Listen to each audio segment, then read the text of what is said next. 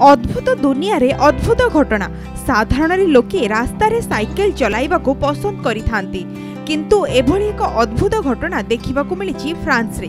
Cycle रे पुणी एभली अद्भुत धरणर कारनामा करी समस्त को चकित करी देखाई पारिछंती जणे व्यक्ति।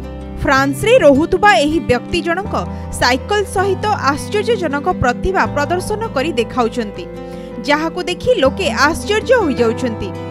एभली अद्भुत स्टंट करी देखाइथिबा व्यक्ति जनक हेउछंती माउंटेन बाइकर एउरेलियन फोंटेनोई। एउरेलियन 140 मीटर उच्च विशिष्ट कोठा उपर को साइकेल धरी चढ़ी जाइतिबा देखिबाको मिलुछि। एभली कारनामा करुथुबार दृश्य सोशल मीडिया रे भाइराल हेबा परे लोके आश्चर्य होई जाइथिले। माउंटेन बाइकर एउरेलियन फोंटेनोई पेरिस रे थिबा एक 33 महला कोठा अर्थात 140 मीटर उच्च को साइकेल सहायता रे चढ़ी जाइथिले। एभली एक असंभव को संभव करी देखाइबाको तांको मात्र 30 मिनिट समय लागिथिला। तांको सेही 33 महला विशिष्ट कोठार छात पर्यंत पहुंचीबाको 767 सीढ़ी अतिक्रम करिबाको पड़िथिला।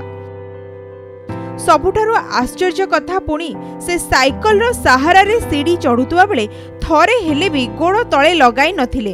तेबे एहा प्रथम घटना नुहे, एहा पूर्वरु भी से एहिपरि साइकेल सहित अनेक अद्भुत धरणर प्रतिभा करी देखाइछंती।